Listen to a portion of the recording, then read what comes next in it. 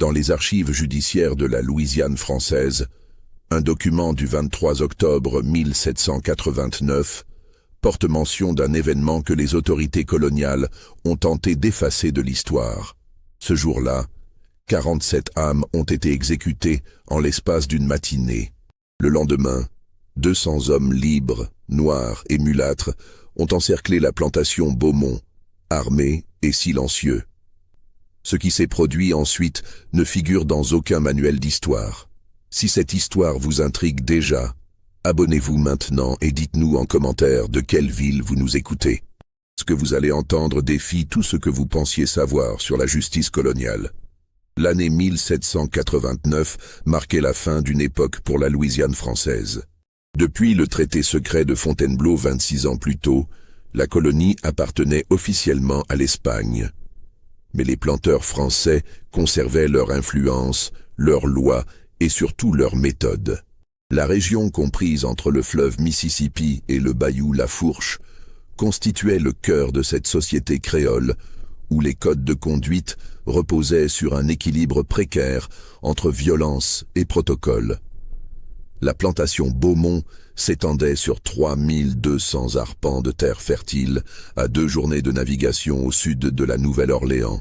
Propriété de la famille Beaumont depuis 1738, elle était réputée pour la qualité de son indigo et plus tard, de son sucre. Mais sa véritable réputation, celle qui se murmurait dans les tavernes du port et les églises des quartiers créoles, concernait la discipline qui y régnait. Étienne Beaumont, le maître de cette plantation en octobre 1789, était le petit-fils du fondateur. Âgé de 52 ans, il incarnait une génération de planteurs qui avaient vu le monde changer autour d'eux sans accepter d'évoluer. Formé dans les meilleurs collèges de France, marié à une fille de la noblesse créole de Saint-Domingue, il dirigeait son domaine avec une rigueur que même ses pairs jugeaient excessive. La plantation comptait 179 esclaves lors du recensement de 1788. Les registres paroissiaux, tenus par le père Mathieu, un jésuite vieillissant qui desservait la chapelle du domaine, révèlent une démographie inhabituelle. Sur ces 179 personnes, seulement 43 étaient nés en Louisiane. Les autres, des hommes dans leur grande majorité, avaient été acquis lors d'arrivages récents en provenance du Sénégal et de la Côte de l'Or, ou transférés depuis des plantations en faillite. Cette proportion élevée d'hommes adultes récemment arrivés créait une dynamique particulière. Les planteurs expérimentés savaient qu'un tel déséquilibre représentait un risque. Les hommes sans famille, sans enfants, sans femmes, entretenaient moins de liens avec le lieu de leur servitude. Ils conservaient plus nettement le souvenir de leur liberté passée. Mais Étienne Beaumont avait ses raisons. La culture de la canne à sucre, qu'il développait pour remplacer l'indigo devenu moins rentable, exigeait une force physique considérable. Les femmes et les enfants ne servaient à rien dans les champs de canne durant les périodes de coupe. Ils voulaient de la productivité, pas une communauté. Le domaine était structuré selon les normes de l'époque. La grande maison, construite en briques importées de France et en cyprès de Louisiane, se dressait sur une légère élévation artificielle, à l'abri des inondations périodiques. 4 colonnes doriques soutenaient un balcon qui courait sur toute la façade. Depuis cette galerie, on dominait les bâtiments d'exploitation. À l'ouest, les cases des esclaves, alignées en 2 rangées parallèles, construites en planches de pin et couvertes de bardeaux. À l'est, les ateliers, les écuries, le moulin, et plus loin encore, les champs qui s'étendaient jusqu'aux limites marécageuses de la propriété. Entre la grande maison et les cases, un espace vide d'environ 100 mètres servait de lieu de rassemblement. C'est là que se tenaient les distributions de rations, les annonces, les punitions publiques. Un chêne centenaire, qu'on appelait le chêne du maître, ombrageait cet espace. Ses branches basses et robustes avaient servi à plus d'une pendaison au fil des décennies. La routine de la plantation suivait le cycle immuable des saisons agricoles. De mars à juillet, on préparait les terres et on plantait. D'août à octobre, on entretenait les champs. De novembre à janvier, c'était la récolte. Période d'un labeur épuisant où les journées commençaient avant l'aube et se terminaient bien après le crépuscule. Février permettait quelques réparations avant que le cycle ne reprenne. Cette organisation reposait sur une hiérarchie stricte. Au sommet, Étienne Beaumont et son fils aîné, Claude, 28 ans, qui apprenait à gérer le domaine. Venait ensuite le contremaître blanc, un certain Gaspard Renaud, ancien militaire reconverti dans l'agriculture, et 3 commandeurs esclaves, choisis parmi les hommes les plus anciens et les plus dociles. Ces commandeurs, armés de fouets tressés, servaient d'intermédiaires entre la volonté du maître et l'exécution dans les champs. Gaspard Renaud mérite qu'on s'y attarde. Âgé de 45 ans, il était arrivé en Louisiane après une carrière militaire trouble dans les Antilles. On racontait qu'il avait fui la Martinique après une affaire impliquant la mort suspecte d'un officier supérieur. Étienne Beaumont l'avait engagé en 1783, appréciant sa poigne ferme et son absence totale de sentimentalité. Renaud vivait dans une petite maison à mi-chemin entre la grande maison et les cases. Il prenait ses repas seul, buvait du rhum en quantité, et sa seule compagnie était un chien de chasse qu'il avait dressé à traquer les fugitifs. Les commandeurs esclaves incarnaient une autre facette de ce système. Joseph, le plus âgé, servait la famille Beaumont depuis 1752. Acheté enfant à un marchand de la Nouvelle-Orléans, il avait grandi sur la plantation, épousé une femme choisie par le maître, eut 4 enfants dont 2 avaient survécu. Sa loyauté était garantie par ses attaches. Les 2 autres commandeurs, Baptiste et Siméon, étaient plus récents. Leur position privilégiée, avec de meilleures rations et l'exemption des travaux les plus durs, dépendait de leur capacité à maintenir la discipline parmi leurs pairs. Mais sous cette apparence d'ordre et de stabilité, des tensions couvaient. L'augmentation récente du nombre d'esclaves nouvellement arrivés d'Afrique avait modifié l'équilibre. Ces hommes ne parlaient pas français, ne comprenaient pas les codes sociaux de la plantation, et surtout, n'avaient pas encore été brisés par des années de servitude. Ils se regroupaient naturellement, communiquant dans des langues que les contremaîtres ne comprenaient pas. Leur champ de travail, toléré par la plupart des planteurs comme un moyen d'augmenter la productivité, véhiculait parfois des messages qui échappaient à la surveillance. En 1789, la situation internationale ajoutait une dimension supplémentaire à ces tensions. Les nouvelles de France arrivaient de manière fragmentaire, mais dérangeante. La prise de la Bastille en juillet avait été suivie de l'abolition des privilèges en août. Les planteurs créoles suivaient ces événements avec une inquiétude croissante. Si la Révolution touchait les colonies, si les idées de liberté et d'égalité se propageaient parmi les esclaves, c'était toute leur société qui s'effondrerait. Étienne Beaumont était particulièrement sensible à ces menaces. Il avait interdit toute discussion politique dans sa maison, censuré les journaux qui arrivaient de France et doublé les patrouilles nocturnes autour de sa plantation. Il savait que l'information circulait malgré tout. Les esclaves domestiques entendaient les conversations, les marins parlaient dans les ports, les voyageurs colportaient des rumeurs. Le contrôle absolu qu'il exerçait sur son domaine lui donnait l'illusion de pouvoir contenir ses idées subversives. Le 22 octobre 1789, un mercredi, commença comme n'importe quelle journée de cette période de l'année. Les esclaves se levèrent avant l'aube, prirent leur maigre repas de sagamité et se dirigèrent vers les champs, sous la surveillance des commandeurs. La température était douce, typique de l'automne louisianais, avec une humidité persistante qui rendait l'air lourd. Vers 8 heures du matin, un événement apparemment anodin déclencha une série de réactions qui allaient culminer en tragédie. Dans le champ nord, où 27 hommes travaillaient à débroussailler un nouveau secteur destiné à la canne à sucre, un esclave du nom de Kofi s'effondra. Il était arrivé 6 mois plus tôt sur un négrier en provenance du Sénégal et ne parlait que quelques mots de français. Ses compagnons cessèrent immédiatement le travail pour lui porter assistance. Baptiste, le commandeur responsable de cette section, s'approcha et ordonna aux hommes de reprendre leurs outils. Selon plusieurs témoignages recueillis plus tard, Baptiste aurait frappé Kofi avec son fouet pour le faire se relever. L'homme ne bougea pas. Il était inconscient, victime probablement d'une combinaison d'épuisement, de malnutrition et de déshydratation.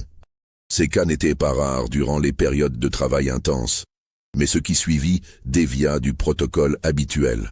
Au lieu de transporter Kofi à l'infirmerie de la plantation, Baptiste ordonna qu'on le traîne jusqu'au bord du champ et qu'on le laisse là. Il menaça de fouetter quiconque s'arrêterait à nouveau de travailler. Cette décision, conforme à la philosophie d'Étienne Beaumont qui considérait toute pause comme une atteinte à la discipline, provoqua un malaise parmi les travailleurs. Un homme se détacha du groupe. Il s'appelait Kwame, était arrivé sur le même bateau que Kofi et semblait exercer une forme d'autorité naturelle parmi les nouveaux arrivants. Il s'adressa à Baptiste en français hésitant, demandant qu'on apporte de l'eau à Kofi. Baptiste refusa et leva son fouet. Kwame ne recula pas. Il répéta sa demande, cette fois dans sa propre langue, s'adressant aux autres hommes du champ. Ce qui se produisit ensuite fut décrit différemment selon les sources. Selon Baptiste, qui survécut aux événements, Kwame l'aurait attaqué physiquement, tentant de lui arracher son fouet. Selon d'autres témoins, Kwame aurait simplement refusé de reprendre le travail, restant immobile face au commandeur. La vérité importe peu au regard des conséquences.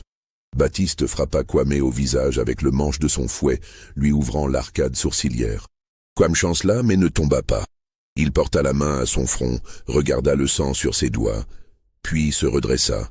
Son regard, selon ceux qui le virent, ne reflétait ni colère ni peur, mais une détermination froide. Il se tourna vers les autres hommes et prononça quelques phrases dans sa langue. Puis il reprit son outil, une houe à long manche, et se dirigea vers le bord du champ où gisait Kofi. Baptiste hurla un ordre. Les autres travailleurs cessèrent leurs mouvements, observant la scène. Kwame s'agenouilla près de Kofi, posa son outil et entreprit de le déplacer vers l'ombre d'un arbre proche. Baptiste courut vers lui, le fouet levé. Avant qu'il ne frappe, deux autres hommes, dont on ne connaît les noms que par leurs prénoms de baptême, Pierre et André, se placèrent entre le commandeur et Kwame. La situation dégénéra en quelques secondes. Baptiste recula, souffla dans le sifflet qu'il portait autour du cou pour appeler de l'aide. Les 27 hommes du champ nord cessèrent complètement le travail. Aucun geste hostile ne fut fait envers Baptiste, mais leur simple immobilité collective constituait un acte de rébellion sans précédent sur la plantation Beaumont. Gaspard Renaud arriva au galop 15 minutes plus tard, accompagné des deux autres commandeurs et de 3 surveillants blancs armés de fusils. Il trouva Baptiste debout au centre du champ, les 27 hommes dispersés en demi-cercle autour de lui, leurs outils posés au sol. Kofi avait été déplacé sous l'arbre, où Kwame lui donnait à boire de l'eau puisée au seau communal. Renaud évalua la situation avec l'œil d'un militaire. 27 hommes, jeunes et robustes pour la plupart, contre 6 représentants de l'autorité, dont 3 seulement armés. Le rapport de force était dangereux. Il fit un choix tactique. D'une voix calme, il ordonna aux hommes de retourner au travail, promettant que l'incident serait examiné. Kwame se releva lentement, s'essuya les mains sur son pantalon déchiré et regarda Renaud sans baisser les yeux. Puis il ramassa son outil et retourna à sa position dans le champ. Les autres suivirent son exemple. Le travail reprit. Renaud fit signe à Baptiste de le suivre. Alors qu'il s'éloignait, le contremaître se retourna une dernière fois vers les hommes. Ce qu'il vit le troubla suffisamment pour qu'il le mentionne plus tard dans sa déposition. Les hommes travaillaient en silence complet. Pas un chant, pas une parole. Juste le bruit des outils frappant la terre. Et tous, sans exception, regardaient dans la même direction, vers un point invisible au-delà des limites du champ. Renaud fit son rapport à Étienne Beaumont en début d'après-midi. Le planteur écouta sans l'interrompre, les mains croisées sur son bureau. Son fils Claude était présent, ainsi que son gendre, Armand Deschamps, en visite depuis sa propre plantation à 30 km de là. Quand Renaud eut terminé, Beaumont resta silencieux pendant plusieurs minutes. Puis il demanda combien d'hommes avaient participé à l'arrêt de travail. « 27, répondit Renaud. Beaumont hocha la tête. Il demanda si des armes avaient été brandies, si des menaces explicites avaient été proférées. Non, admit Renaud. Mais l'acte lui-même constituait une rébellion caractérisée. Beaumont acquiesça à nouveau. Ce qui se discuta ensuite dans ce bureau ne nous est connu que par des sources indirectes. Claude Beaumont, dans une lettre écrite 3 mois plus tard à un cousin en France, mentionna que son père avait consulté le Code noir de Louisiane, ce corpus de lois régissant l'esclavage dans la colonie française. L'article 27 de ce code était explicite concernant les attroupements d'esclaves et les actes de rébellion, même non violents. La punition recommandée allait du fouet à la mort, selon la gravité et le risque de contagion. Armand Deschamps, le gendre, tenta selon certains témoignages de plaider pour une punition plus mesurée. Il aurait argué que tuer ou mutiler 27 hommes robustes représentait une perte économique considérable, surtout à quelques semaines du début de la récolte de canne. Étienne Beaumont l'écouta, puis répondit par une phrase que plusieurs personnes présentes rapportèrent par la suite. Il aurait dit « Le coût d'une rébellion réussie dépasse infiniment la valeur de 27 vies. Si nous ne répondons pas avec une sévérité absolue, c'est toute la colonie qui brûlera. » La décision fut prise en fin d'après-midi. Les 27 hommes du champ Nord seraient exécutés le lendemain matin. Mais pas seulement eux. Étienne Beaumont, dans une logique qui lui était propre, ordonna également l'exécution de 20 autres esclaves. Il choisit personnellement ces hommes parmi ceux arrivés récemment d'Afrique, ceux qui ne parlaient pas encore français, ceux qui, selon lui, représentaient le plus grand risque de contamination révolutionnaire. 47 hommes au total. C'était un nombre sans précédent, même pour l'époque et même pour la Louisiane, où les exécutions d'esclaves étaient pourtant fréquentes. Mais Beaumont n'agissait pas par cruauté impulsive. Il appliquait une stratégie qu'il avait mûrement réfléchie. En éliminant d'un coup une partie substantielle de sa main-d'œuvre, il envoyait un message qui résonnerait bien au-delà de sa plantation.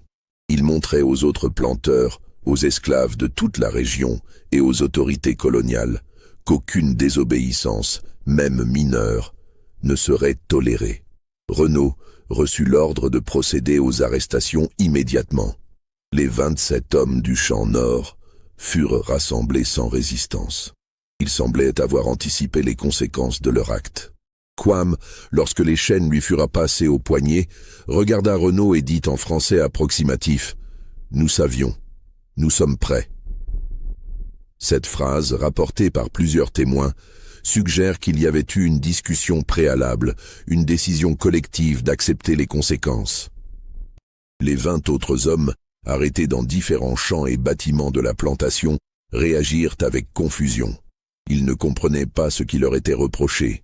Plusieurs pleurèrent, d'autres protestèrent dans leur langue maternelle. Aucun ne tenta de fuir ou de résister. Ils furent tous enfermés dans une grange convertie en prison temporaire, gardés toute la nuit par des surveillants armés. La nouvelle se répandit dans la plantation à la vitesse de la parole chuchotée. Le soir venu, un silence anormal régnait dans les cases. Pas de feu, pas de conversation, pas de musique. Les femmes, les enfants, les hommes restants se tairaient, sachant qu'une violence terrible se préparait.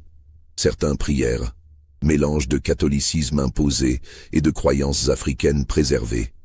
D'autres restèrent éveillés toute la nuit, écoutant les bruits lointains venant de la grande maison où Étienne Beaumont recevait des visiteurs. Car le planteur avait envoyé des messagers dans l'après-midi. Il avait convié les propriétaires des plantations voisines, les autorités locales, le milice colonial. Il voulait des témoins. L'exécution de 47 hommes n'était pas un acte que l'on pouvait dissimuler. Au contraire, il fallait qu'elle soit vue, documentée, qu'elle serve d'exemple. L'aube du 23 octobre se leva dans une brume épaisse qui montait des marécages environnants.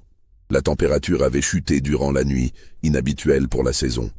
Vers 6 heures du matin, alors que le soleil peinait à percer la grisaille, une trentaine d'hommes blancs étaient rassemblés devant la grande maison de la plantation Beaumont. Parmi eux, on comptait 5 planteurs des environs, le commandant de la milice locale, 2 juges de paix et plusieurs fils de bonne famille créoles venus observer ce qu'on leur avait décrit comme une démonstration de justice nécessaire. Le père Mathieu, le prêtre de la plantation, était absent. Selon les registres paroissiaux qu'il tenait méticuleusement, il avait quitté le domaine la veille au soir pour se rendre au chevet d'un mourant dans une plantation voisine. Certains historiens pensent qu'il avait été délibérément écarté par Étienne Beaumont, qui ne voulait pas de voix morale contestant ses décisions. D'autres suggèrent que le père Mathieu, âgé et malade, avait lui-même choisi de s'absenter, incapable d'assister à ce qui allait se produire. Les 47 prisonniers furent sortis de la grange vers 7 heures. Ils étaient enchaînés par groupes de 5, reliés par de lourdes chaînes de fer qui entravaient leurs mouvements. Aucun n'avait dormi. Certains avaient été battus durant la nuit par des surveillants zélés. Kwame, le leader présumé, portait des marques de coups au visage et au torse, mais marchait la tête haute. Ils furent conduits vers l'espace ouvert entre la grande maison et les cases, là où se dressait le chêne centenaire. Une potence temporaire avait été construite durant la nuit, une structure de bois brut capable de supporter plusieurs corps simultanément. Mais cette potence ne servirait que pour une partie des condamnés.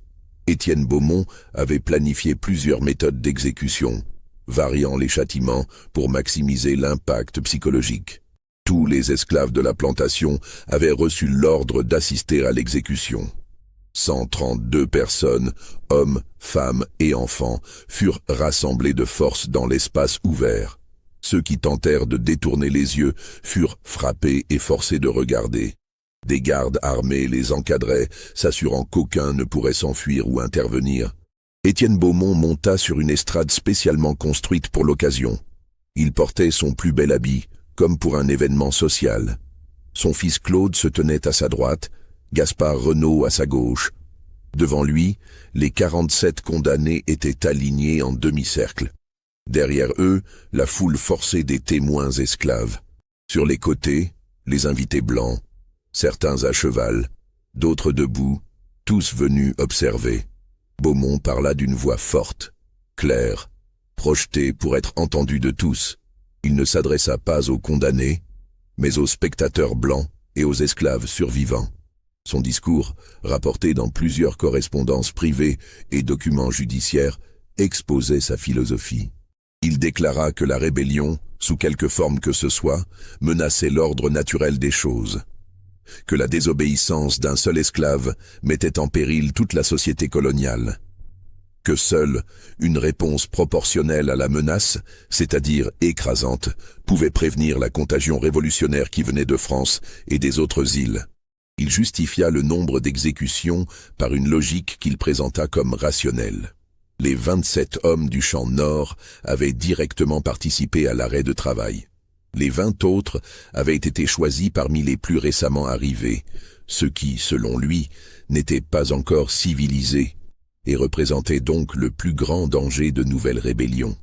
Il présenta ces exécutions non comme une punition, mais comme une mesure préventive, un acte de défense de l'ordre social. Les exécutions commencèrent vers 8 heures. Les méthodes variaient selon un système de gradation que Beaumont avait établi. Les hommes jugés moins coupables, c'est-à-dire ceux qui avaient simplement cessé de travailler sans geste actif de défiance, seraient pendus. Ceux considérés comme plus actifs dans la rébellion subiraient des châtiments plus sévères, avant la mort.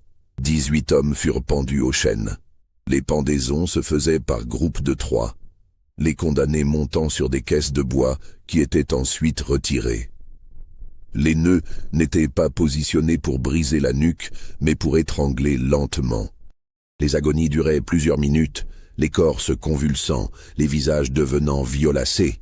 Entre chaque série de pendaisons, une pause permettait aux spectateurs d'observer les conséquences. 15 autres hommes furent fusillés. Ils furent attachés à des poteaux plantés en ligne et un peloton de 12 hommes, composé de miliciens et de surveillants de la plantation, reçut l'ordre de tirer. Les salves n'étaient pas coordonnées. Certains tireurs manquaient leur cible, obligeant à des coups de grâce administrés à bout portant. Le bruit des détonations se répercutait à travers la plantation, effrayant les animaux et faisant sursauter même les spectateurs endurcis. Les 14 derniers, incluant Kwame et ceux identifiés comme les plus actifs dans la rébellion, subirent ce que les documents d'époque appellent pudiquement le supplice aggravé. Ils furent fouettés publiquement jusqu'à ce que leur dos ne soit plus qu'une plaie ouverte, puis marquée au fer rouge sur le visage et la poitrine, avant d'être finalement abattus d'une balle dans la tête. Ces tortures préalables durèrent près de 2 heures. Certains hommes s'évanouirent plusieurs fois et furent réveillés par des seaux d'eau salée jetés sur leurs plaies. Kwame fut le dernier exécuté. Même après les fouettages et les marques au fer, il refusa de crier. Selon plusieurs témoignages, incluant celui d'un planteur nommé Béranger, qui écrivit plus tard ses mémoires, Kwame regarda Étienne Beaumont dans les yeux jusqu'à la dernière seconde, ne baissant le regard que lorsque la balle lui traversa le crâne. À midi, les 47 corps gisaient dans l'espace ouvert. Le sang avait formé des mares sombres qui s'infiltraient dans la terre sableuse. L'odeur était insoutenable, mélange de sang, de poudre à canon, de chair brûlée et d'excréments libérés par les mourants. Les spectateurs blancs commencèrent à se disperser, certains pâles et silencieux, d'autres conversant avec animation, débattant de la nécessité ou de l'excès de la démonstration. Les esclaves restants furent maintenus sur place pendant encore 1 heure. Beaumont ordonna que les corps ne soient pas enterrés immédiatement. Ils devaient rester exposés jusqu'au coucher du soleil, un avertissement visible pour quiconque nourrirait des pensées de désobéissance. Puis, finalement, la foule esclave fut autorisée à retourner dans les cases. Aucun travail ne fut effectué cet après-midi-là.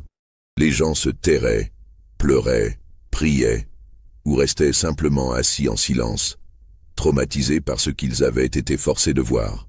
Vers 14 heures, alors que les derniers invités blancs quittaient la plantation, un événement étrange se produisit. Un groupe d'environ 50 hommes, tout noirs ou mulâtres, apparut sur le chemin principal menant au domaine.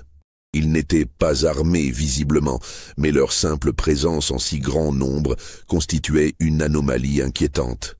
Gaspard Renaud, alerté par les sentinelles, fit fermer les portes principales et mobilisa tous les surveillants disponibles. Les hommes s'arrêtèrent à environ 100 mètres de l'entrée de la plantation. Ils ne criaient pas, ne manifestaient aucune hostilité apparente. Ils restèrent simplement là, immobiles, silencieux, observant. Après environ 1 heure, ils se retirèrent aussi mystérieusement qu'ils étaient venus. Renaud envoya des éclaireurs pour les suivre, mais ceux-ci revinrent bredouilles. Les hommes s'étaient dispersés dans la campagne environnante. Cet incident troubla Étienne Beaumont plus qu'il ne voulut l'admettre. Ces hommes venaient d'où? Que voulaient-ils? Étaient-ils des esclaves fugitifs, des affranchis, des marrons organisés? Leur nombre même était alarmant. 50 hommes ne se rassemblent pas spontanément. Cela impliquait une communication préalable, une coordination, peut-être même une structure organisationnelle que les autorités coloniales ne soupçonnaient pas. Le soir du 23 octobre, la plantation Beaumont ressemblait à un camp militaire assiégé. Les gardes étaient doublés. Des patrouilles sillonnaient le domaine toute la nuit. Les chiens étaient lâchés autour du périmètre. Dans les cases, personne ne dormit. Le silence était rompu seulement par des sanglots étouffés, des prières murmurées, et parfois, portés par le vent, des sons de tambours lointains venant des profondeurs des marécages. Les corps des 47 exécutés furent enterrés à la tombée de la nuit dans une fosse commune creusée à la hâte à l'extrémité du domaine, près de la limite marécageuse. Aucune cérémonie ne fut tenue. Les hommes chargés de l'enterrement, d'autres esclaves forcés à cette tâche macabre, travaillèrent en silence, creusant dans le sol humide, jetant les corps sans ménagement, les recouvrant de terre. Un des hommes impliqués dans cette corvée, qui survécut jusqu'en 1820 et dont le témoignage fut recueilli par un abolitionniste, rapporta qu'en jetant de la terre sur les corps, il avait entendu un bruit étrange, comme un soupir collectif, et que plusieurs hommes avaient juré avoir vu des lumières bleues danser au-dessus de la fosse pendant qu'ils la comblaient. Cette histoire vous glace-t-elle le sang? Dites-nous en commentaire ce que vous pensez qu'il va arriver. Aimez cette vidéo pour soutenir notre travail de recherche historique. Le 24 octobre 1789, l'aube se leva sur une plantation transformée. La lumière révélait les traces du massacre de la veille. Des taches sombres dans la terre, des lambeaux de vêtements accrochés aux branches du chêne, et surtout, un silence pesant qui remplaçait les sons habituels du travail. Étienne Beaumont avait ordonné une reprise normale des activités, mais la normalité n'existait plus. Vers 7 heures du matin, alors que les surveillants tentaient de rassembler les esclaves pour la distribution du travail, les sentinelles postés sur le chemin principal sonnèrent l'alarme. Un groupe d'hommes approchait, pas 50 cette fois, mais environ 200. Ils arrivaient de plusieurs directions simultanément, convergeant vers la plantation Beaumont dans un mouvement qui dénotait une coordination remarquable. Gaspard Renaud mobilisa tous les hommes armés disponibles, soit environ 15 personnes incluant les surveillants, quelques fils de planteurs restés sur place et des miliciens locaux. Face à 200 hommes, c'était dérisoire. Il envoya un messager au galop vers la Nouvelle-Orléans pour demander des renforts, puis se prépara à ce qui ressemblait à un siège imminent. Les 200 hommes s'arrêtèrent à environ 200 mètres de l'entrée principale. Contrairement à la veille, leur organisation était évidente. Ils formaient des lignes ordonnées, avaient des porte-paroles visibles à l'avant, et certains portaient des armes, principalement des outils agricoles transformés en armes improvisées, des faux, des fourches, des haches. Leur composition était diverse.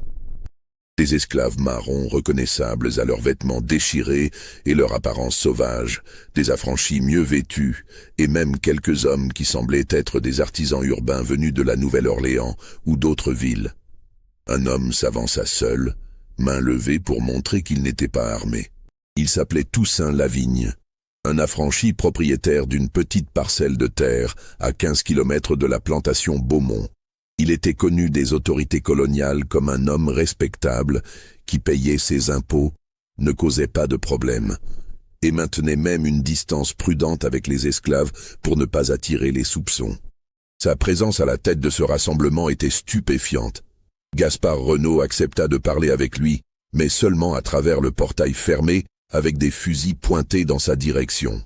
Lavigne demanda à voir Étienne Beaumont. Renaud refusa, disant que le maître ne négociait pas avec des insurgés. Lavigne corrigea calmement. Ils n'étaient pas des insurgés, ils étaient venus réclamer justice. La conversation qui suivit fut rapportée par plusieurs témoins présents. Lavigne expliqua que les 200 hommes derrière lui représentaient des communautés d'affranchis et de marrons de toute la région. Ils avaient appris ce qui s'était passé la veille. L'exécution de 47 hommes pour un simple arrêt de travail dépassait toutes les normes, même pour l'époque, même en Louisiane. Ils demandaient que les autorités coloniales enquêtent, que justice soit rendue, et que Étienne Beaumont soit tenu responsable de ce qu'il qualifiait de massacre. Renaud répondit que Beaumont avait agi dans son droit le plus strict selon le Code noir, que les hommes exécutés étaient des rebelles qui menaçaient l'ordre social, que toute tentative d'interférence avec la justice du maître serait considérée comme une insurrection et réprimée avec la plus extrême violence. Lavigne écouta, puis fit un geste. Derrière lui, les 200 hommes s'assirent sur le sol, simultanément, en silence.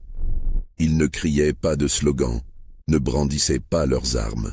Ils s'assirent simplement, encerclant la plantation de tous côtés, et attendirent. Ce siège pacifique, cette forme de protestation non violente, était sans précédent dans l'histoire coloniale de la Louisiane. Les autorités ne savaient pas comment réagir. Disperser le rassemblement par la force risquait de déclencher une révolte généralisée. Négocier avec eux établirait un dangereux précédent. Ne rien faire affaiblirait l'autorité coloniale. Étienne Beaumont, observant la scène depuis la galerie de sa grande maison, comprit immédiatement la gravité de la situation. Ces hommes ne comptaient pas attaquer. Ils savaient qu'une attaque directe serait suicidaire et fournirait aux autorités la justification parfaite pour une répression massive. Non, leur stratégie était plus subtile. En s'asseyant et en attendant, ils transformaient la plantation en prison. Plus aucun travail ne pouvait être effectué. Aucun produit ne pouvait être exporté. Aucun visiteur ne pouvait entrer ou sortir sans traverser leurs rangs. Ils avaient créé un blocus humain. Le siège dura 3 jours. Pendant ce temps, la vie sur la plantation se figea dans une tension insoutenable. Les esclaves restants, enfermés dans leurs cases par précaution, ne travaillaient pas. Les surveillants, épuisés par les rondes nocturnes, devenaient nerveux et prompts à la violence. Étienne Beaumont, enfermé dans sa grande maison, refusait de sortir ou de communiquer directement avec les assiégeants. Les nouvelles de ce siège se répandirent rapidement à travers la colonie. Des messagers allaient et venaient, portant des rapports contradictoires. Certains parlaient de milliers d'insurgés armés. D'autres, plus précis, décrivaient la situation réelle, mais tout aussi inquiétante. Une protestation organisée, disciplinée, qui défiait l'autorité des planteurs sans leur donner de prétexte pour une répression sanglante. Le gouverneur espagnol de la Louisiane, Esteban Rodríguez Miró, se trouvait dans une position délicate. L'exécution massive d'Étienne Beaumont, bien que techniquement légale selon le Code noir, créait un précédent dangereux. 47 hommes représentaient une fortune considérable. Si tous les planteurs se mettaient à exécuter leurs esclaves au moindre signe de désobéissance, l'économie coloniale s'effondrerait.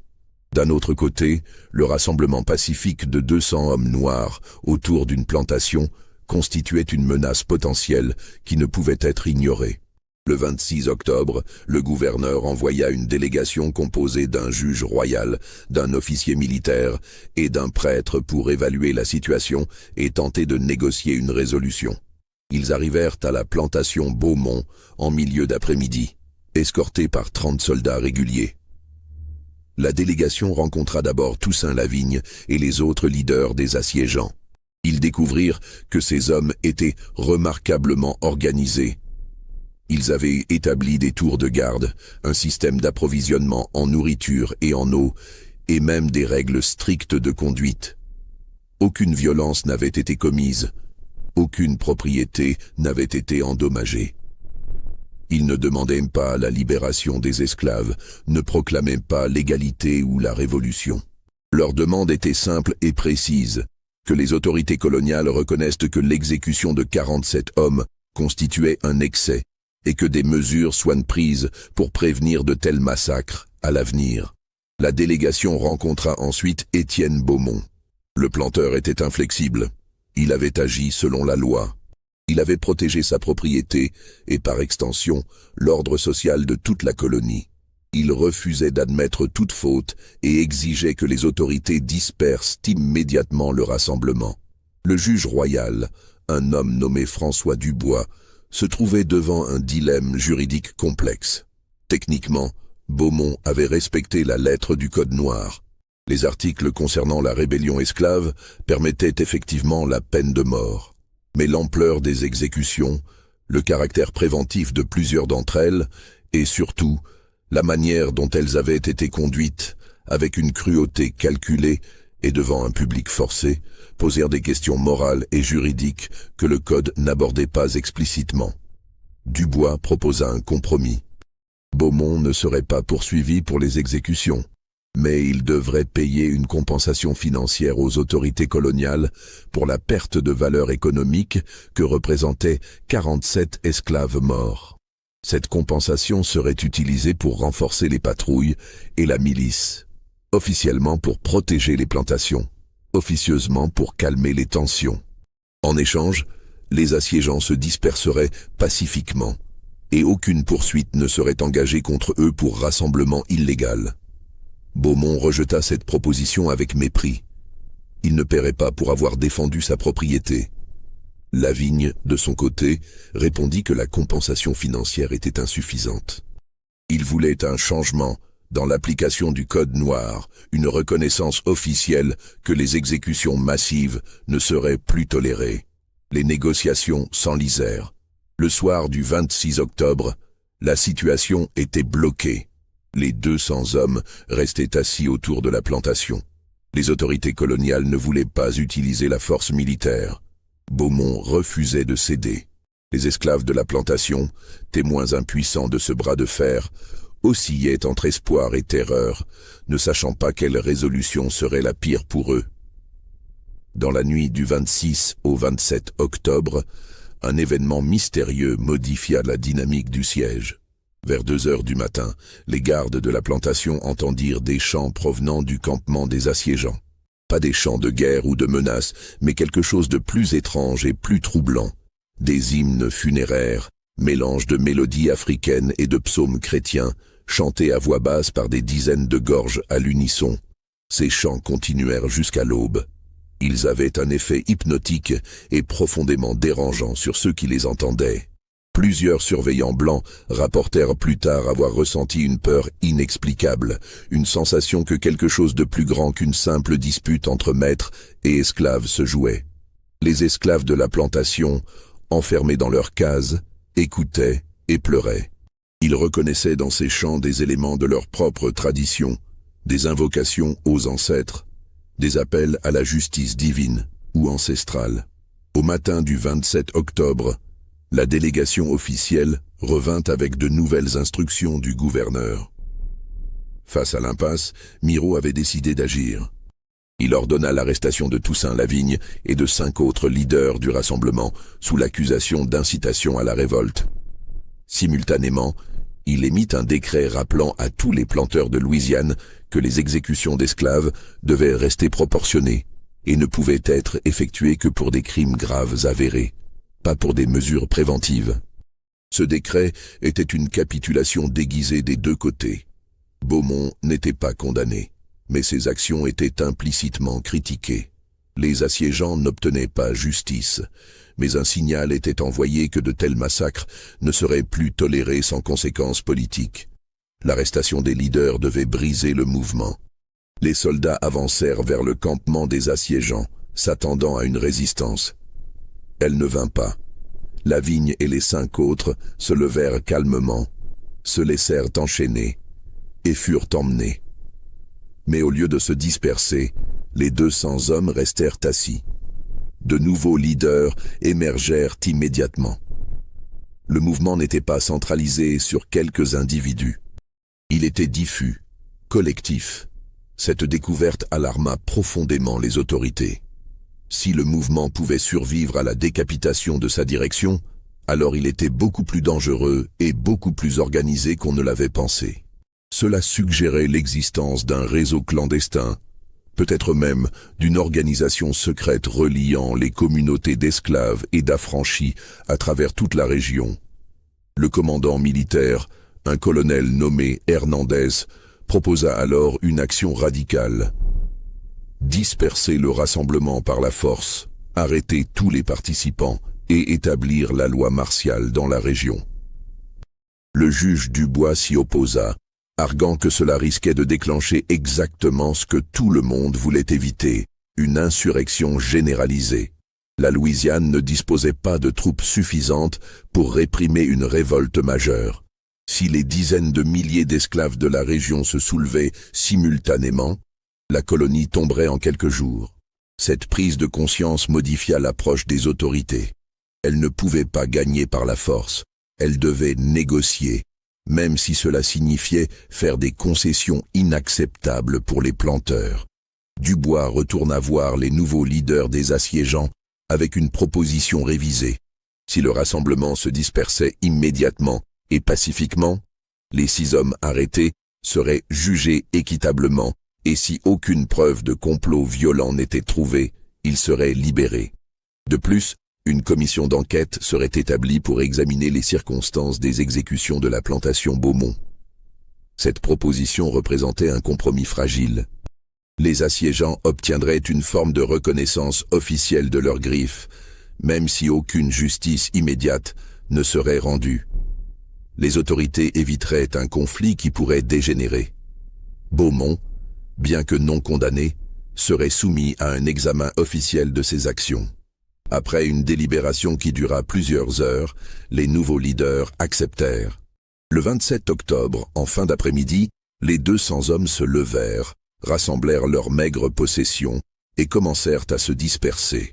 Ils ne partirent pas tous ensemble, mais par petits groupes, se fondant dans la campagne environnante, retournant à leurs plantations, leurs fermes, leurs cachettes dans les marécages. Mais avant de partir, ils firent quelque chose d'étrange et de mémorable. Chaque homme, en passant devant l'entrée de la plantation Beaumont, déposait un objet sur le chemin. Des pierres, des morceaux de bois, des bouts de tissu. En quelques heures, un cairn improvisé, un monticule de ces objets, s'éleva devant les portes de la plantation. Personne ne parla, personne n'expliqua. Mais le message était clair. C'était un mémorial, une marque indélébile de ce qui s'était passé. Un rappel physique que 47 hommes étaient morts ici et ne seraient pas oubliés. Gaspard Renault ordonna la destruction immédiate de ce cairn. Ces hommes dispersèrent les objets, les jetèrent dans les marécages. Mais chaque nuit pendant les semaines qui suivirent, de nouveaux objets apparaissaient. Des pierres, toujours des pierres, déposées pendant l'obscurité par des mains invisibles. Finalement, Beaumont cessa d'ordonner leur enlèvement. Le cairn resta, grandissant lentement, devenant un repère reconnaissable sur le chemin menant à la plantation. La commission d'enquête promise par le gouverneur fut effectivement établie. Elle comprenait 3 juges, un représentant de l'Église et 2 planteurs choisis pour leur réputation de modération. Ils visitèrent la plantation Beaumont en novembre 1789, interrogèrent les témoins, examinèrent les registres et inspectèrent le site de la fosse commune. Leur rapport, conservé aux archives coloniales de la Nouvelle-Orléans, est un document remarquable par ce qu'il dit et ce qu'il tait. Il conclut que les exécutions étaient techniquement légales, mais excessives dans leur nombre et leur méthode. Il recommande que des directives plus strictes soient émises concernant les punitions capitales des esclaves. Il suggère que les planteurs consultent les autorités avant d'ordonner des exécutions de masse. Mais il ne condamne pas Étienne Beaumont, ne propose aucune sanction contre lui et ne reconnaît aucune culpabilité criminelle. Ce rapport fut publié en décembre 1789 et provoqua des réactions contrastées. Les planteurs le trouvaient trop critique et menaçant pour leur autorité. Les communautés d'esclaves et d'affranchis le jugeaient insuffisant et hypocrite. Toussaint Lavigne et ses compagnons furent jugés en janvier 1790 pour incitation à la révolte. Les preuves contre eux étaient maigres. Ils avaient organisé un rassemblement pacifique, rien de plus. Ils furent condamnés à 6 mois de prison, une sentence relativement légère qui reflétait l'embarras des autorités. Pendant ce temps, sur la plantation Beaumont, la vie tentait de reprendre son cours normal. Mais la normalité était impossible. Les 132 esclaves survivants travaillaient dans un silence de mort. La productivité avait chuté de manière spectaculaire. Les gens accomplissaient les tâches minimales, sans initiative, sans énergie. Étienne Beaumont, constatant cette baisse, augmenta les punitions, ce qui ne fit qu'empirer la situation. Plusieurs esclaves tentèrent de fuir dans les mois qui suivirent. Certains réussirent, se fondant dans les communautés marronnes des marécages. D'autres furent capturés et sévèrement punis. Un homme nommé Philippe, qui avait été forcé de participer à l'enterrement des 47 exécutés, se pendit dans sa case en février 1790. Sa mort fut enregistrée comme un accident, mais tout le monde savait la vérité. La santé mentale d'Étienne Beaumont commença à se détériorer. Selon sa propre famille, il souffrait d'insomnie sévère. Il entendait des bruits la nuit, des chants qu'il disait venir de la direction de la fosse commune. Il devenait paranoïaque, convaincu que les esclaves complotaient contre lui. Il doubla puis tripla les gardes, installa des verrous supplémentaires sur toutes les portes et refusa de quitter la grande maison sans escorte armée. Son fils Claude, qui devait hériter de la plantation, commença à exprimer des doutes sur les décisions de son père. Dans ses lettres à des amis et parents, il évoquait le coût économique des exécutions, le climat de terreur qui paralysait le domaine, et surtout la réputation désormais entachée de la famille Beaumont. D'autres planteurs évitaient leur compagnie. Les invitations sociales se raréfiaient. Ils étaient devenus des parias, non par compassion pour les victimes, mais parce qu'ils avaient créé un incident qui menaçait l'ensemble du système esclavagiste. Le printemps de 1790 apporta de nouvelles tensions à la plantation Beaumont. En mars, alors que commençait la saison de plantation de la canne, Étienne Beaumont réalisa qu'il lui manquait 47 hommes, exactement le nombre qu'il avait exécuté 6 mois plus tôt. Cette évidence mathématique, qui aurait dû être anticipée, le frappa avec la force d'une révélation. Il ne disposait plus de main-d'œuvre suffisante pour cultiver l'ensemble de son domaine. Il tenta d'acheter de nouveaux esclaves, mais rencontra des obstacles inattendus.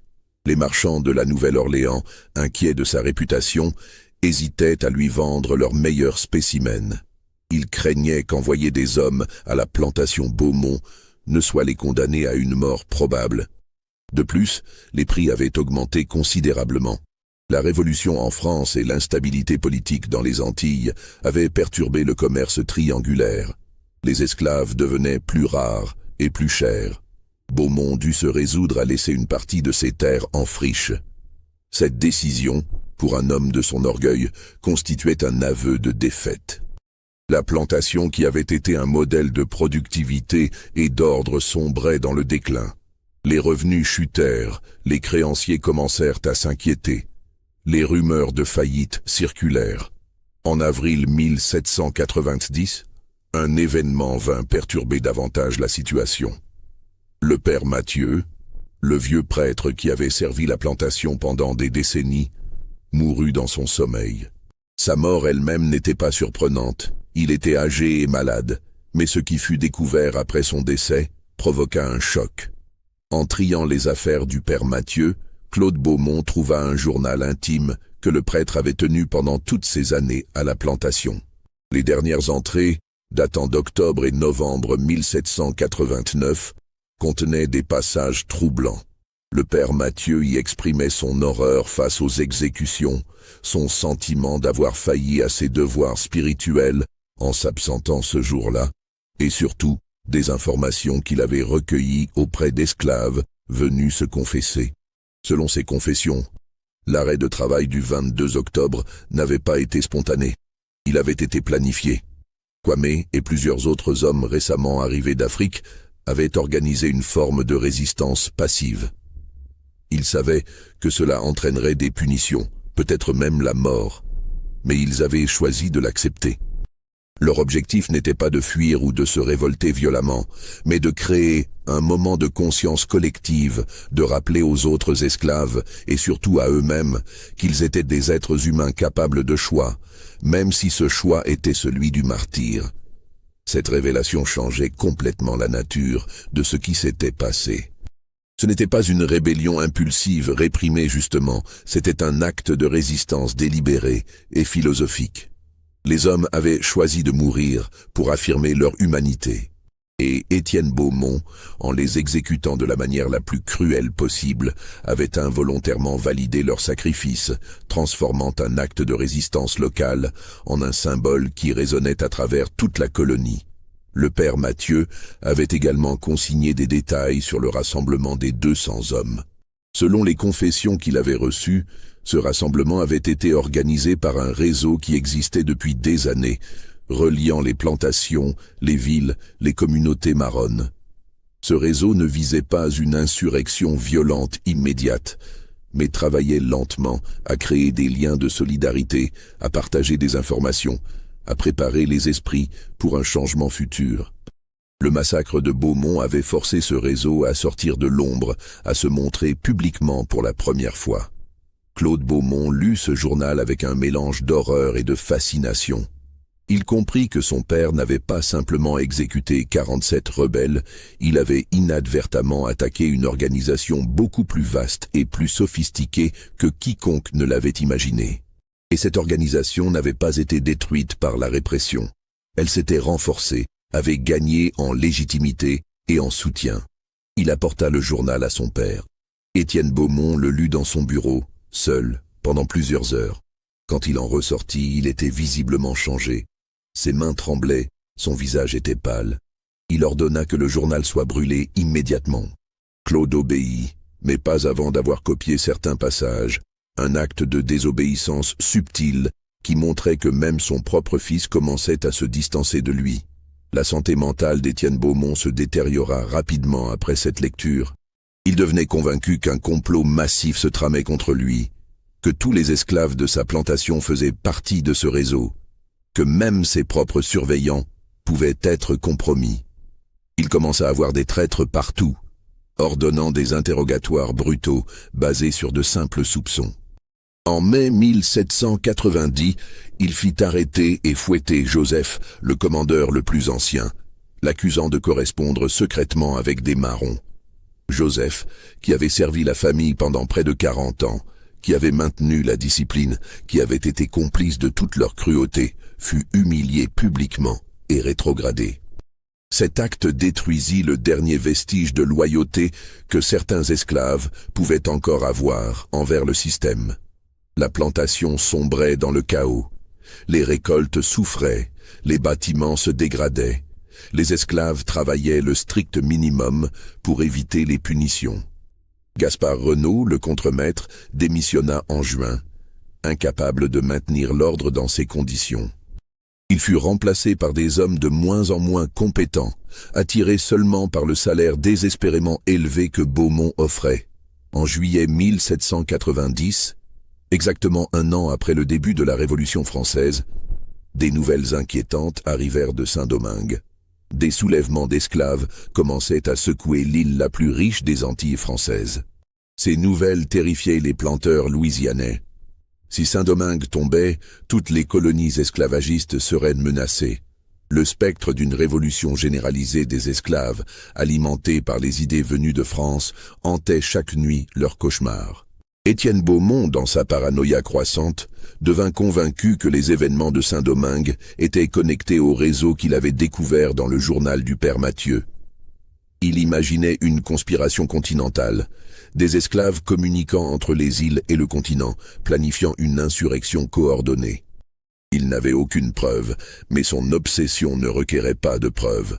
En août, il commit une nouvelle atrocité.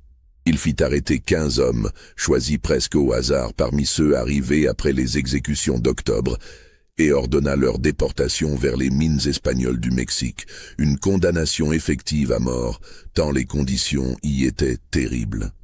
Il justifia cette action comme une mesure préventive, affirmant sans preuve que ces hommes faisaient partie du complot. Cette fois, Claude Beaumont s'opposa ouvertement à son père. Une dispute violente éclata entre eux dans la grande maison, leurs cris entendus par toute la plantation. Claude accusait son père de détruire leur patrimoine familial par sa folie. Étienne l'accusait d'être faible, contaminé par les idées révolutionnaires, peut-être même complice des esclaves. Leur relation se brisa cette nuit-là de manière irréparable. Claude quitta la plantation quelques jours plus tard, emportant seulement ses effets personnels. Il s'installa chez son beau-frère, Armand Deschamps, refusant de participer davantage à ce qu'il décrivait dans une lettre comme « la descente aux enfers », orchestrée par un tyran devenu fou. Étienne Beaumont se retrouva seul, maître absolu d'un domaine qui s'effondrait autour de lui. Les créanciers intensifièrent leur pression. En septembre, la banque qui détenait l'hypothèque sur une partie de ses terres menaça de saisie. Il vendit des meubles de famille, des bijoux, tout ce qui avait de la valeur, pour gagner du temps. L'année 1791 commença sous de sombres auspices pour la plantation Beaumont. Les dettes s'accumulaient, la main-d'œuvre restante était démoralisée et improductive, et Étienne Beaumont lui-même semblait avoir perdu tout contact avec la réalité. Il passait ses journées enfermé dans son bureau, écrivant des mémoires justificatifs destinés aux autorités, élaborant des plans délirants pour reconstituer sa fortune. En février, un événement étrange se produisit. Une délégation d'esclaves, menée par quelques anciens dont Joseph le commandeur déchu, demanda une audience avec le maître. C'était une démarche sans précédent, violant tous les protocoles de la plantation. Beaumont, dans un moment de lucidité ou peut-être de curiosité morbide, accepta de les recevoir. Les esclaves présentèrent une proposition inouïe. Ils offraient d'acheter leur liberté collective. Pendant les mois précédents, ils avaient secrètement économisé de l'argent, obtenu par divers moyens, vente de produits de leur jardin personnel, petits travaux effectués pour d'autres planteurs le dimanche, dons de membres du réseau clandestin d'affranchis. Ils avaient rassemblé une somme substantielle, suffisante pour couvrir une partie significative des dettes de Beaumont. Leur proposition était la suivante. En échange de leur affranchissement collectif, ils paieraient immédiatement une somme qui permettrait à Beaumont d'éviter la saisie, et ils s'engageraient à continuer à travailler sur la plantation pendant 3 ans comme ouvriers salariés, à des conditions négociées. Cela permettrait à Beaumont de maintenir sa production tout en résolvant sa crise financière. Cette proposition révélait plusieurs choses stupéfiantes. D'abord, elle démontrait que les esclaves avaient une compréhension sophistiquée de la situation économique de leurs maîtres. Ensuite, elle montrait qu'ils étaient capables de s'organiser financièrement et collectivement, malgré toutes les contraintes du système. Enfin, elle illustrait une préférence pour une solution pacifique et négociée plutôt que pour la violence ou la fuite. Étienne Beaumont, confronté à cette proposition, resta silencieux pendant de longues minutes. Puis il éclata de rire, un rire amer et dément. Il rejeta l'offre avec mépris, accusant les esclaves d'avoir volé cet argent, de comploter pour l'humilier, de chercher à détruire l'ordre naturel du monde. Il ordonna qu'ils soient tous fouettés pour leur insolence et retournent immédiatement au travail. Mais il ne put ignorer complètement la tentation que représentait leur argent. Dans les semaines qui suivirent, rongé par l'angoisse financière, il reconsidéra la proposition. En mars, il envoya un message aux esclaves, disant qu'il était prêt à négocier, mais à ces conditions. Il accepterait leur argent, mais n'affranchirait qu'une vingtaine d'entre eux, pas tous. Les autres continueraient à être esclaves. Les esclaves refusèrent. C'était tout ou rien. Ils ne laisseraient pas certains des leurs dans la servitude, pendant que d'autres gagneraient la liberté. Cette solidarité, cette insistance sur une libération collective plutôt qu'individuelle, était révolutionnaire dans son essence même. L'impasse se prolongea pendant le printemps.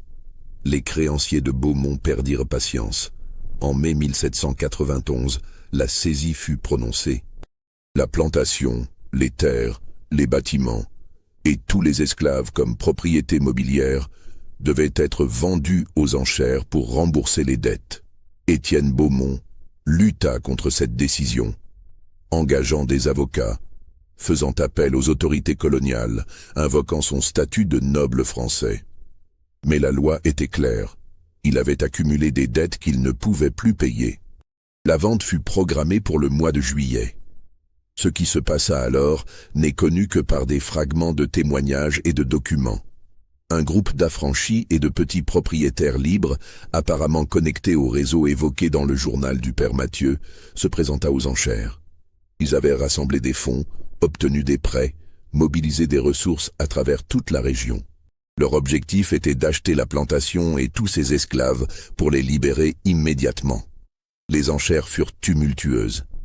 Les planteurs blancs, réalisant ce qui se tramait, tentèrent de surenchérir pour empêcher que la plantation ne tombe entre les mains de noirs libres.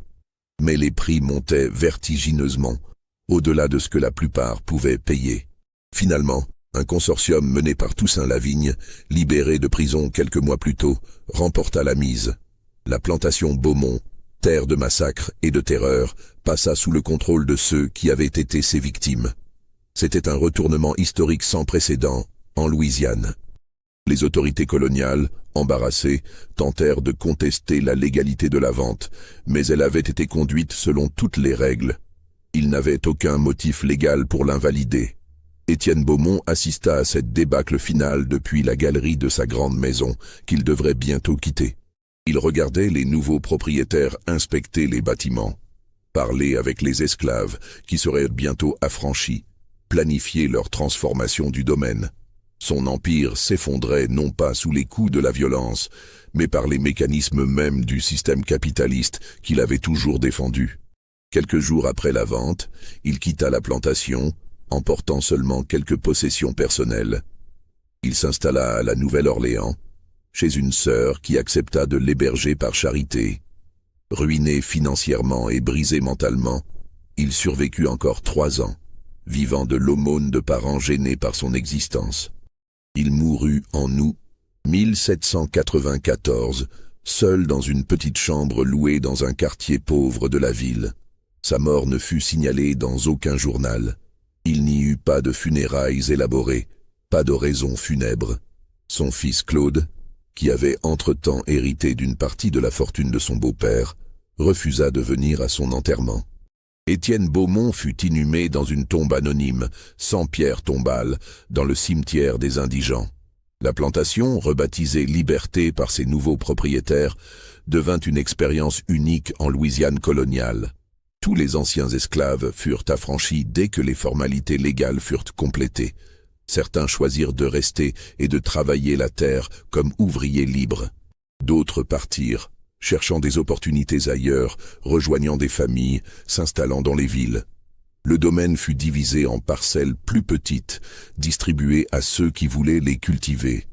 Il ne s'agissait plus d'une plantation exploitée par une main-d'œuvre asservie, mais d'une communauté de fermiers indépendants, travaillant collectivement. Cette expérience, bien que constamment menacée par l'hostilité des planteurs environnants et les difficultés économiques, survécut pendant près d'une décennie. En 1801, quand la Louisiane passa sous contrôle américain par la vente de la Louisiane, les autorités américaines, moins sympathiques aux Noirs libres que les Espagnols ne l'avaient été, imposèrent de nouvelles restrictions. La communauté de Liberté fut progressivement démantelée, les terres vendues ou saisies, les habitants dispersés. En 1810, il ne restait presque aucune trace de cette expérience de liberté collective, mais la mémoire persistait. Les descendants de ceux qui avaient vécu ces événements transmirent les histoires de génération en génération. Elles se transformèrent, s'embellissant parfois de détails mythiques, perdant d'autres détails factuels, mais conservant leur essence. 47 hommes avaient choisi de mourir plutôt que d'accepter passivement la déshumanisation, et leur mort avait semé les graines d'une transformation qui dépassait leur propre sort. La fosse commune où ils furent enterrés fut redécouverte en 1832 par des chasseurs qui remarquèrent une dépression inhabituelle dans le sol, près de la limite marécageuse de l'ancien domaine Beaumont. Des ossements humains furent mis au jour, en quantité correspondant à des dizaines de corps. Une enquête sommaire fut menée, mais aucun document officiel ne reliait ces ossements aux événements d'octobre 1789. Pourtant, la communauté afro-américaine de la région savait. Ils savaient où se trouvait la fosse. Ils connaissaient les histoires, ils honoraient la mémoire. Pendant des décennies, à chaque 23 octobre, des gens venaient déposer des pierres, des fleurs, des objets personnels près du site. Ce pèlerinage informel continuait malgré les tentatives des propriétaires successifs de la terre de l'interdire ou de l'ignorer. En 1863, quand l'émancipation fut proclamée, libérant tous les esclaves encore en servitude, un groupe d'anciens esclaves de la région fit quelque chose de remarquable. Ils achetèrent collectivement le petit lopin de terre contenant la fosse commune. Ils y érigèrent un simple monument de pierre, sans inscription, juste une pierre verticale marquant le lieu. Ce monument existe toujours aujourd'hui, bien que peu de gens connaissent son histoire complète. Le terrain est entretenu par une association locale d'histoire afro-américaine. Les visiteurs occasionnels qui le remarquent voient simplement une vieille pierre dans un champ, entourée d'une petite clôture de bois. Ils ne savent pas ce qu'elle représente, ne connaissent pas les noms de ceux qui reposent en dessous, n'ont jamais entendu parler d'Étienne Beaumont, de Kwame, de Toussaint Lavigne, ou de cette journée terrible d'octobre 1789. Les archives officielles contiennent peu de traces de ces événements. Le rapport de la commission d'enquête existe, mais est enfoui dans des milliers de pages de documents coloniaux rarement consultés. Les registres de la plantation Beaumont furent dispersés ou détruits. Les témoignages individuels, lettres privées et journaux intimes qui mentionnent ces faits sont éparpillés dans diverses collections, rarement connectés entre eux par les historiens. C'est comme si l'histoire elle-même avait conspiré à effacer cette mémoire. Pas par malveillance, mais par le simple processus d'accumulation du temps, où certains événements sont préservés et commémorés pendant que d'autres glissent dans l'oubli. Les grands récits de la Révolution française, de l'indépendance haïtienne, de la vente de la Louisiane, de la guerre de sécession, ont éclipsé les histoires plus petites, plus locales, mais non moins significatives. Pourtant, si l'on cherche attentivement, si l'on sait où regarder et quelles questions poser, les fragments émergent. Un document mentionne l'incident Beaumont en passant. Une lettre fait référence à ce planteur qui a perdu la raison après avoir tué trop de ses nègres.